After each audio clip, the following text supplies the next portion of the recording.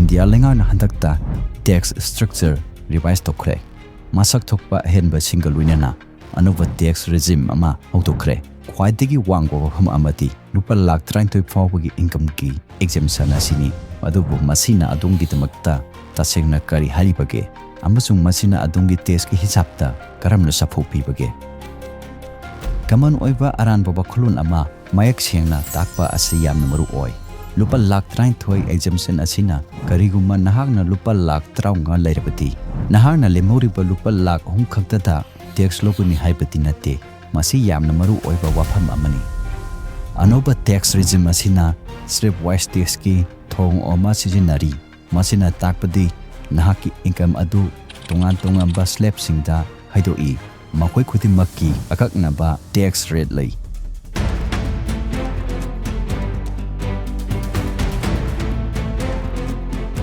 khudam ama pirasi karigumba nahaki sahigi income adu lupa lakh 30 oirabadi mafam asita masik karamna lepkani haibatu yingbiyo nisingbiyo lupa lesing humdramanga gi standard deduction amasu lady masina effective exemption limit asi lupa lakh 33 ga lesing humdramanga da hengat hanlei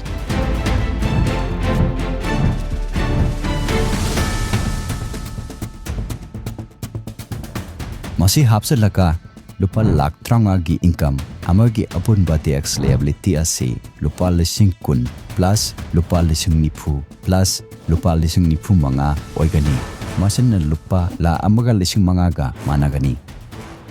hojik rebate ki matang da wari sasi lupa lakh 33 rom lakpa mioi amata hojik su slab singi matung inna tax lori masina maram oiduna lupa lesing humpu gi tax liability lay adum oinamak sakana lupa lesing humpu gi mapung oiba rebate ama piri masina lupa lakh 33 gi income asi effective oina tax free ohli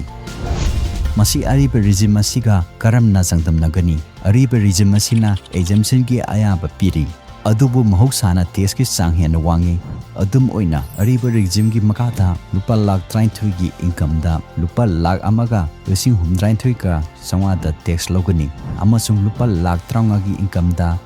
lupa lakh anika lesing humpuni 3 ka sawada tax logani anoba regime asiga loinana lupa lakh 30 gi income laiba tax player singna lupa lesing 30 gi tax relief oiba phanghalagani loishala pata lupa lakh 33 exemption asi maru oiba oirabasu masina sempham adugi mathakta senthok leiba mioi kudimak ahenba income khakta tax lowi haibati natte masina haki tax liability hantahanbata matem pangba ngamba rebate leiba slab ta yumpham oiba system amani nahaki isagi sen thungi phiba madu assess tawa amasung nahaki dakar oiba singa khwaidigi chunaba regime adu yengba haibasi yamna maru oi